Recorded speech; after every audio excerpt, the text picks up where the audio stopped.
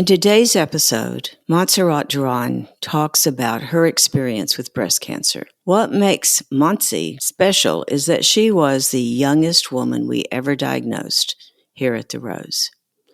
This episode is raw. This episode is the first time Monsi's ever told her story.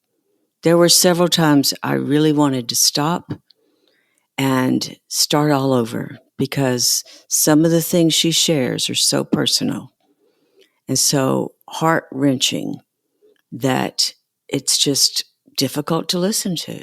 But it is her story. It's a story of survival, a story of determination, and her journey is not over yet. Join us today as we listen to the story of an 18-year-old who was diagnosed with breast cancer. When you subscribe to our show, you help us grow. Someone you know may need to hear this story, so please share with your family and friends. And consider supporting our mission. Your donation can help save the life of an uninsured woman. Let's talk about your breast. A different kind of podcast presented to you by The Rose, a breast center of excellence and a Texas treasure. You're going to hear frank discussions about tough topics, and you're going to learn why knowing about your breast could save your life. So, Monse, tell me about you. I just want to know what you do for a living, you have children, or anything that's personal about you that you're willing to share. Okay, so I do have a kid. He's 3 years old. He's my first baby. And a little bit more about myself, what I do for a living. I am an HRIS director for a charter school. Okay, so what is an HIS? We do information systems for human resources. Okay. So we manage everything that's in our employee portal system. And we do applicant tracking and all of that stuff. Yeah, I've been in HR in the education field for as long as I can remember. A long time. Yeah, for a while. You've had certifications and all that kind of thing. I've had all of that, yeah. I graduated with my degree in HR. So I remember meeting you, and I'm going to share that story a little bit as we open up. But you came to the Rose under some very different type of circumstances. Definitely. So I want you, and I keep thinking about every step of your story is almost like you were being moved, even from the first. Start at the very beginning and tell us how everything came together. Yeah, and this is a really sensitive subject for me. Absolutely. So if we have to stop, I'm sorry. But I was in high school. I'm the first person to graduate from college and from high school in the United States. So it wasn't until my college counselor was like, hey, you should come to this college fair. And I was like, what is college? What are you talking about? And she was like, you should come. I just want you to learn more about it. She was trying to encourage me to apply to any university. And I was like, okay, it was my senior year. I guess this is what I'm seeing other people do, so I'm going to do it. So I went, and there was a lot of stands. And you were just walking around, grabbing some flyers. And when I got home, I was just reviewing them, and one of them was about self-examination. And I was like, wow, I've never thought about this. This was just all new to me. And I was like, well, I'm just going to do it. I'm about to go in the shower. I'm going to do it just to double check that everything is okay. And I was honestly not thinking anything. I thought there's no way. There's no way that I'm going to find anything. And I did. I don't remember which breast it was because it was a really long journey. From that time, I got them in my left, my right. It was everywhere. But at the beginning, it was just one. And I was like, this can't be real. This can't be real. And I'm checking it over and over again. I finally realized okay, no, there is something there. And I called my mom. She was working, and she was trying to keep me calm. She was like, it's okay. When I get home, we will talk about it. And I was like, okay. She worked a lot. My mom worked a lot. So she got home at 11 at night. And I was like, Mom, I'm waiting for you. Can you please take a look at this? And she was like, there's definitely something there.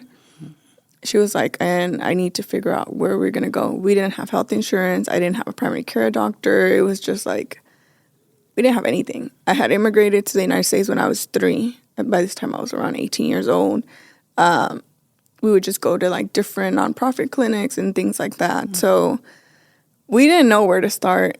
And I think somebody at work told my mom, you should go to the Rose. You should go to the Rose and start there.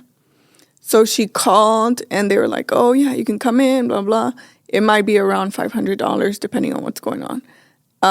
So my mom was like, okay. And I think she made the appointment based on like when she would get paid again. Mm-hmm. And she was like, in 2 weeks, we're going to go. And I was like, okay. So I would go to school, live my life normally, but it was always like in the back of my head. Oh, yeah.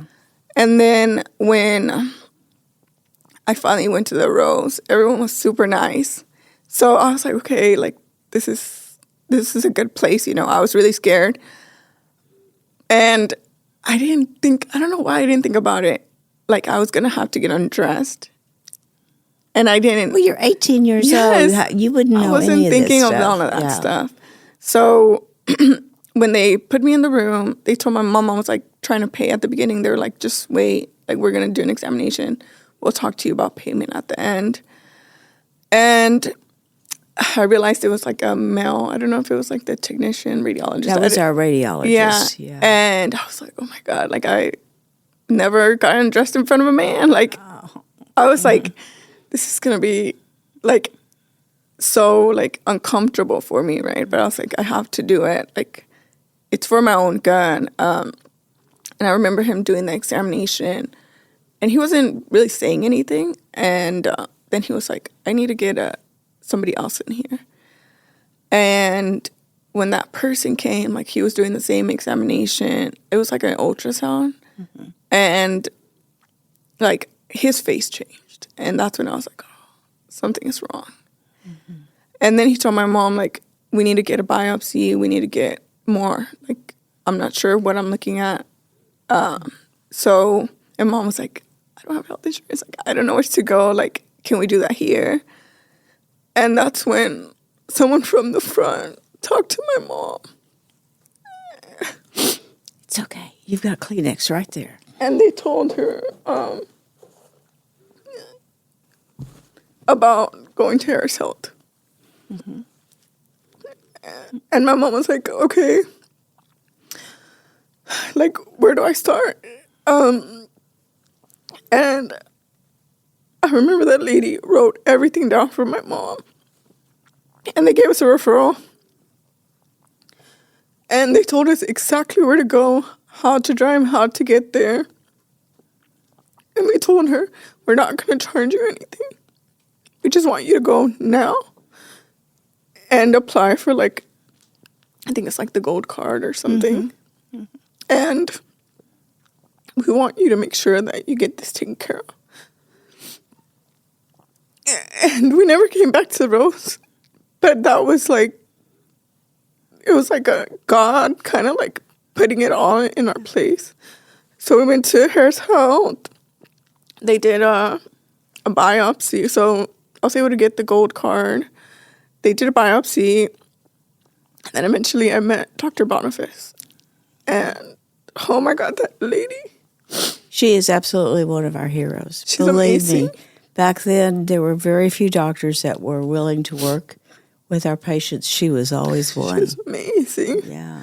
I remember when I met her, like, I was not expecting her to be in my life for as long as she ended up being. Mm-hmm. At first, it was just like, well, we need to take this out. It's not going to stop growing. Thankfully, it's benign, but it's not going to stop growing. So I was like, okay. I was a competitive swimmer for my high school. So all of that kind of died. And everything kind of died. But I was determined, like, I have to do this for myself. I graduated high school, and I did decide to go to college. And it was hard. I was not only the first person in my family to go to college, I was trying to navigate everything. And at the same time, I kept getting more tumors. Like, I think it was like 3 more. And we would have to go through the process, biopsy, lumpectomy, and it was like again and again, and I was just, every time I had to stop my life. And it was until the last one that I was like, Mom, like, I can't do this anymore. I can't finish school. I really can't do nothing. And I remember going with mindset. When you go to Harris Health, you don't really know who you're going to see. Mm-hmm. And for some reason, I always saw Dr. Bon. Like, it was like God was putting all the right people in front of me to get through this. And that last time, she walked in and she was like, I'm not supposed to see you. She's like, my contract is ending, but I'm going to get it extended. She's like, I recognize your name right away. She's like, I'm getting it extended because we need to end this. Like, she's like, this has to end. And I remember she was like, I don't know how to tell you this.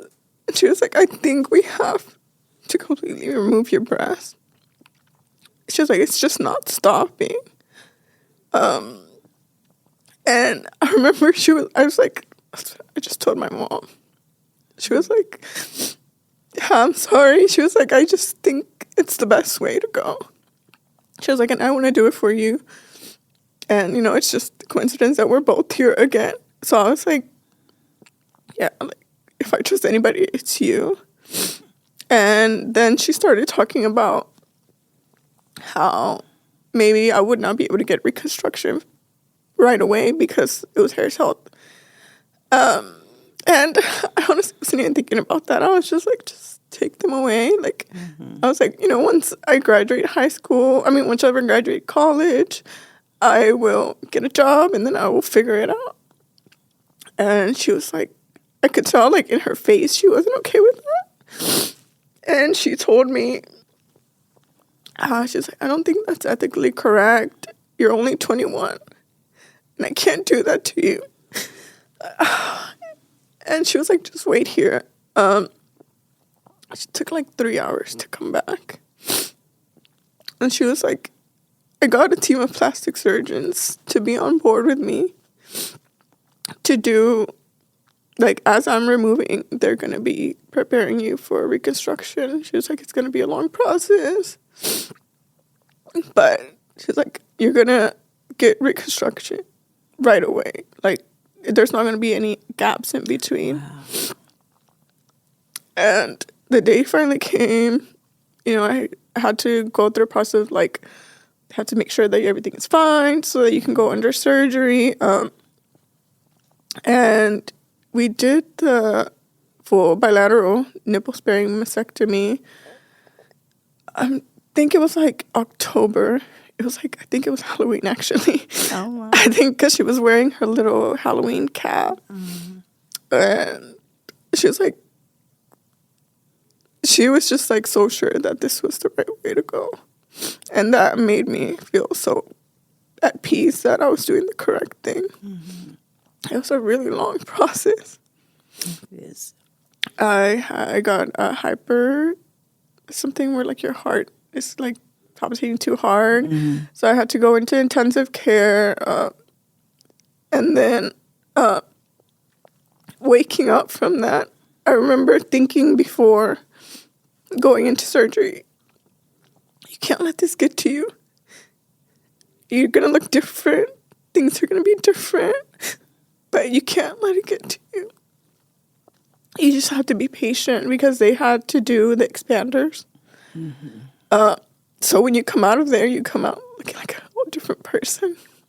And I was like, I can't let this get to me. Like, I can't be vain about it. Like, I just have to be strong. And maybe a little bit immature of me, but I was like, just don't even look at yourself. Just don't even look at yourself. No, that's a really normal reaction. Yeah. So I remember we got home. My grandma came from Mexico because my mom had to continue working. So she came from Mexico to take care of me. I would go every Friday to get saline, which is so painful, and I did not think it was going to be that painful. It took about a year to get us to expand the area, to get us back to normal, and then I had to go through another surgery. And same thing, my heart, I think at this point it was like doing surgeries every year. Like, you need a break. I'm tired, right? Yeah. So we were struggling with hypertension. Hypertension. I think it's called hypertension. Mm-hmm. And that was it. Like, when it was finally done, I was like, So right after we were done, I was like, okay, this chapter of my life is done. I need to move forward. I remember taking like 6 to 8 classes a semester. Like, I need to get back on track, get back my life, get back just everything that this is taking from me. And then I got married. I graduated college. I then had a baby. I wasn't able to breastfeed. So there's things that sometimes still come back, and I'm like, it still sometimes hurts, you know? Mm-hmm. But I'm really grateful. I'm really blessed to be here. I want to do as much as I can with what happened to me to make people aware. So do you remember what kind of tumor you had? I had a phyllodes tumor. Right. Yeah. And those are very tricky. And Dr. Bonefas is absolutely right. They're not going to go away. And so many times, all of a sudden, you have a cancerous thing going on there. And it's almost always younger women. Yeah. But it's a horrible, I can see and understand the doctor's concern, because it was going to be something you had to live with for a long, long time unless you made that decision. And, like you said, tough decision, probably one of the hardest you ever had to make, especially at that age. But it was the right one. There was just nothing else to do with that particular kind of tumor. Mm-hmm. Yeah, I think I made the right decision, even though I see the things that now are affecting me because of it. I still feel like I made the right decision because it could be worse. It could be that I got a malignant tumor now having my kid. Right. Knowing that now more than ever I need to be here to take care of him. Yeah. So it was a journey, but Dr. Bonefas, she's amazing. She is. After I read your story, when you sent it to me, I reached out to her. I haven't heard back from her yet, and I said, I have another one of your patients that we're talking to, and and thanked her again for all the times that she's been there for us. I will never forget her. I have so much respect and just love for her. She is an incredible human. So for our listeners, I want to tell you how I actually met Montse. I was asked to be on a panel for a leadership conference for women. And I know that no one believes this, but I am such an introvert, and I hate doing those things. I did everything I could to get out of being on that panel, but Gallagher has been so very good to us. So I said, yes, I'd be there. We've gone through our whole talk and shared with the audience different things we've learned as leaders, and then it comes to the Q&A. And so, they say, do you have anything that you'd like to ask any one of these 3 speakers? And someone stood up, and I think you were like the second one to stand up. And your question was, I want to know how to help the rose. And I was all ready to go into my spiel. Well, you can come have your mammogram, or you can donate, or you can volunteer. And I never got to that because you said, because I was 18 years old and the rose helped me. And the whole room went quiet. I mean, it was like, oh my gosh. And I thought, what are the chances? It was another God thing, truly. I mean. It was. It really was. And when you stood up, and I kept thinking, I'm going to have to meet her. And, we have a lot of patients I don't know and didn't get the chance to meet. But, oh my gosh, your testimony there was incredible. And I knew you had not talked about it before, just but how brave of you to stand up in front of 500 of your colleagues and say, this happened to me. Yeah, I remember vividly when they were, like, they asked the people that were going to share their stories, they asked you guys to go on stage. I did not know who you were.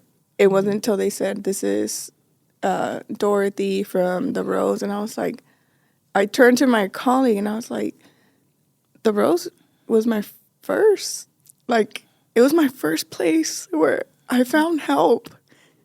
And she was like, what? I was like, yes. I was like, never in my life did I imagine this was going to happen. I remember feeling very emotional.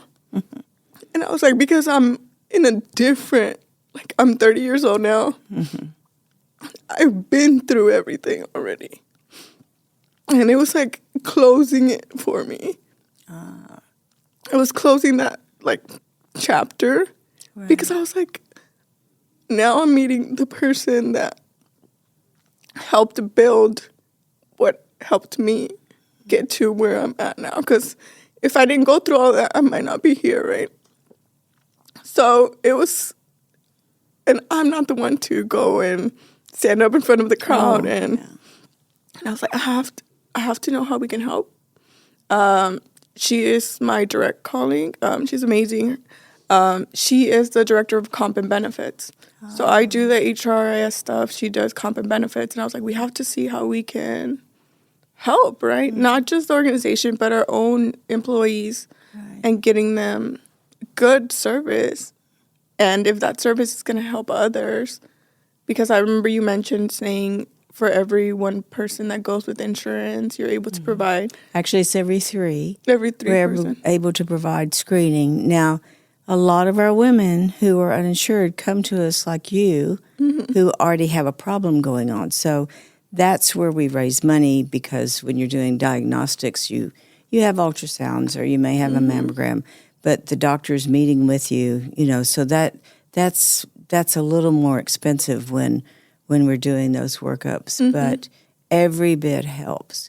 And, I just think from that time you picked up that piece of paper in the college fair, I know, to your mother's coworker telling her to call the Rose, to coming to us, and, your type of tumor is very unusual.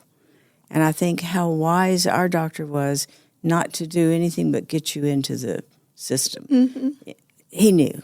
Yeah, he knew. He knew. But my goodness, every place. I'm a faithful woman, and I really do believe God has put me in every place for a reason. So when they gave that opportunity, I was like, I have to meet her. I have to just thank her, because it changed my life. I honestly don't know where we would have gone. That's why the Rose is here. You are the perfect example of people who are hardworking, and look at you now. I mean, I'm so proud to even know you, to think of that. Wow, you went on, finished college, and, the work you're doing within the schools that's amazing. And you're there to be that mentor to our younger generation. That's just a magical story when you get down to it. I think so. And I want to reach our students. I want to reach other people that are young, because when you're young, I think I had to grow up at a very young age. So I've always been really mature. After my dad passed away, it was just like, you have no other choice, right? But I know that when you're young, you're like, that's never going to happen to me. Like, that's never going to be me. You're so worried about other things. And I'm like, no, you have to. It is a huge, yes, that is a huge message. And I know, there's a reluctance for us to go into schools even and talk about breast exams, but that's the only way a young woman is going to find it. Yes. I mean, you don't just do screening mammograms on younger women. So that's such an important message. And, you knew even though that wasn't a practice probably that you often did, but you knew there was something different. We always know our bodies. We always could say, uh-oh, that doesn't feel right. And you thank goodness for your mom. Oh, yeah, definitely. It sounds like she is one strong woman. She is. Yeah. She is. I remember every single time we would go to our appointments, because I had probably more than 100, they always thought it was for her. Oh, yeah. Well, of course. They were like, oh, you can come in. She's like, no, it's for her. And I remember, like, their demeanor would just go like it would be like, they would hold their breath, be like, oh, okay. Like, and I would be sitting next to a lot older women. Oh, absolutely. And they're like, why are you here? And people are always intrigued. And my mom was like, don't let them ask you. Don't let them, if you don't feel comfortable, don't tell them. Like, right. But people were like, what is going on? Why is she sitting right next to me? And we're here at the same place for similar reasons, you know? Right. Getting my first mammogram. I think, I don't know if things are still the same, but they don't do it at a certain age. Like if you're too young. They don't. And I remember they were like, why are you getting this? And it was like, because I have to, because I have to. So it was new to me that, like, young people, because if it happened to me, it could happen to anybody else. Oh, yes. So I was like, why are they not here? Like, why there's no representation, right? There's nothing. Are they just catching it when they're a lot older and it's too late? So I have so many questions about, like, my experience and how we can make it better, definitely. Well, you know, just from what the Rose sees, we see a younger population every year being diagnosed. We have had many 20-year-olds, many 22-year-olds. Almost every year we have someone in their early 20s. You were our youngest. So, and we knew, you know, I mean, you were really our youngest. So it's just again about breast cancer doesn't care how old you are, you know, what you're doing in life. It is going to be. Or if you have any history. My family doesn't have history of anything. And that is another important fact about breast cancer, is because 95% of all the women who are diagnosed do not have family history. Correct. You know, and that's the first thing people say, well, there's no history. And I go, it doesn't matter. It doesn't matter. One of the things that Rose would love to see changed is that age guideline. Right now it is age 40, and they're even pushing for every other year. And when I say they, these are the people that make the recommendations. And once they make them, then Medicare, Medicaid, commercial insurance has to go by it. And you don't have a lot of flexibility there. The Rose has always said we should start our screening mammograms at age 35.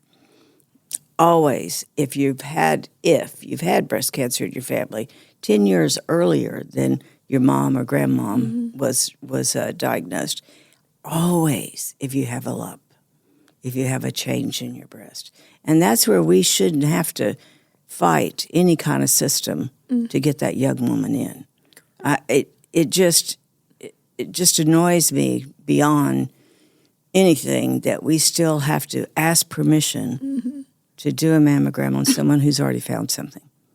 That makes no sense. And because you were uninsured, we didn't have to. We could just do you. And that's one of those little flukes. You know, we didn't have to wait for insurance to tell us it's okay. We just had to raise the money to do it. Yeah. So, you know, you have so many stories in there about taking care of yourself, making tough decisions. And again, I'm just so impressed that you could tell yourself in recovery, I can't let this get to me. I didn't look at myself once, Dorothy. And like I said, I don't know if this is immature of me, but I would, at first they have to help you shower because it takes over everything you've ever known, you know, your muscles, your arm strength, everything. And my grandma, she has no filter. She has no filter at all. And the first time she saw me when she was helping me shower, she was like, oh, you look like a boy. And I was like closing my eyes. I was like, thanks for telling me I'm not going to open my eyes again until I know I don't look like a boy anymore. Because I felt like if I saw it, it was really going to get to me more than everything I was already going through. So I showered with my eyes closed until the end. They would do the saline, and I'm like, I just close my eyes. They're like, okay, you can get dressed. I'll get dressed back up. And I'm like, okay, like, and until my mom was like, you can open your eyes. Like, it looks normal now. And I was like, okay. And I opened my eyes, and I was like, it's not that bad. It's not that bad. I have some scars, but it's not bad. But that's what worked with me. And I was young. How did you tell your husband? My husband we were already together. Already together? Yeah, we were already together. I have an amazing husband. We weren't married at the time, but he was there on my surgery day. We were already living together. We had bought a townhome, and we were, like, fixing it up. Like, we've been hustling since we've been together. He's just amazing. And he was there the day of the surgery. I could tell it was really hard for him. Especially when things kind of turned with, like, my heart. I could see, like, the fear in his eyes. Oh, yeah. But, oh, man, he went through it all with me. He, like, helped me so much with recovery, reassuring me, you know, that I was still beautiful, that I was okay, and that my scars they're a reminder of how strong I was. Oh. My husband is amazing. God, that's such a wise thing to say. And my husband is amazing. Yeah. And when I got home from the conference, I was like, I met Dorothy. He was like, who's Dorothy? I was like, she's like, she helped found the roads. And I was just like, and he was like, oh my God, that's insane. He was like, that's insane. Like, it's been over a decade now. And I don't know, he's been with me through it all. So I can't tell you how grateful I am for him. Oh, absolutely. I think with me, we've had a lot more, like, you know, every couple has, like, challenges. For me, it's been my health. That was, like, the biggest one. Recently, I diagnosed with RA. So he's been through it all. Oh, sweetie. So it's been an incredible journey with him, and I am so grateful for him and that God put him in my life, because he is amazing. He's amazing. Well, now tell me what your hope is for your own son. Do you hope to have other children? I do. I've always dreamed of myself having a little girl. I want a little girl, and I said I was going to name her Elizabeth because of Elizabeth Bonefas. I love the name, but it's just like, it just means a lot to me. My son's name is Ezekiel, so it kind of goes well together as well. I do want a little girl. So we're going to try for one more. Whatever it is, I'll be grateful. But I've always just imagined myself with a little girl. Well, I think even wanting to name her that is your gift back to the doctor. I mean, my goodness, that says a lot. Yeah. Yeah. She means a lot to me. Oh, yes. You haven't seen her lately or in the last few years? I never saw her again. Interesting. I never saw her again. It took me a while to even figure out her full name. Oh. Even past, like, the last surgery. I know she was Dr. Bonefas, and then, like I told you, once I got out of that surgery room, once I fully recovered, I was high speed. Oh, yeah. I was like, nothing's bringing me down. Like, I am just straight to what I want to accomplish, what I want to do with myself, with my life, the success that I want to have. And I was busy. I had no time for anything. I was just, like, taking classes. By the time I knew it, I had graduated. I got married in between that whole craziness. And then I was pregnant, and I was already working in the education system. So, I was the vice president for one of the organizations at U of H. And I got job offers, and I was like, no, I want to stay in the education field. It feels like I can do something, right? Like that means more. Right. And that's where I've been at different school districts, ISD. This is my first charter. But it's been an incredible journey. Well, and that's the other thing that you're telling all young people. Don't let things stop you. Mm-mm. Keep shooting for that goal. You're going to make it. And even with the health problems you've had, that's a pretty big statement. You've got to keep going. You have to. You have to. Just this year, like I said, I was diagnosed with RA. It was hard. It was hard because I don't know anyone with RA. And I was feeling all these pains that I've never felt before. I was unable to move for some time. And I had my role, and I have a team of people that, report to you. Me and that need my support, and I need theirs. And I was like, at a point, I was like, maybe I'm not going to be able to work again. Maybe this is going to be the end of me, right? And I felt that way at a point because I couldn't move my hands at all. Yeah, it's and very scary. It's extremely scary. And I remember saying, no, we have to figure out. And this time, Dorothy, I think it was because I had a kid now. Mm-hmm. It was so hard for me to get the help. I wasn't so let's just go do it.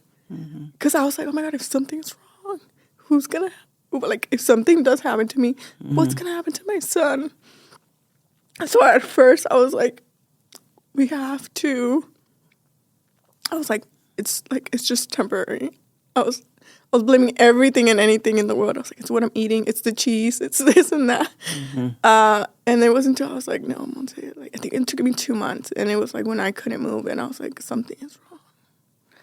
And now I had health insurance. Now I had all the resources in the world. But I was so scared. And my PCP was like, it's most likely this. Get the blood work. It was that. I found a great rheumatologist, but it didn't stop me, Hey, I have no doubt that you're going to beat that too, and that it did not stop me. And I'm feeling better than ever. Oh, good. I've been in treatment for 4 months, so I'm feeling better than ever. And I'm like, okay, what's next? I tell you what, all I see for you is success, getting better, being healthy. Definitely. You're a strong, determined woman. Yes. I will tell you that. Too determined, sometimes I can be annoying. No.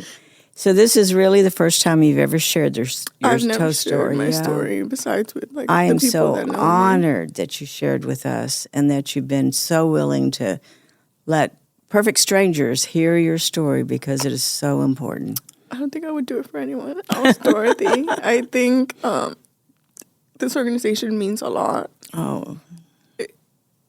It was the beginning, and they put everything into place for us. Well, God, of course. But the people in your organization, they put all the building blocks for me and my mom to be able to. That's our job. Yeah. So. But it's because we have people like you that we're so grateful. And it's because just like you now, you want to give back. I do. I met him. Support us. So this is truly for full circle. This is, yeah. I think. You don't know who this podcast is going to impact. We don't know what young woman's going to hear it, or mother of some young woman who knows something's going on. Yeah. So I can't thank you enough for coming in and sharing. Thank you for having me. It really means a lot. And for being so open and willing. Definitely. You're going to do just great in this life, I swear. Thank you. I'm so honored to know you. Likewise. It was a true blessing. Thank you for joining us today on Let's Talk About Your Breasts. This podcast is produced by Speak Podcasting and brought to you by The Rose. Visit therose.org to learn more about our organization. Subscribe to our podcast, share episodes with friends, and join the conversation on social media using hashtag Let's Talk About Your Breasts. We welcome your feedback and suggestions. Consider supporting The Rose. Your gift can make the difference to a person in need.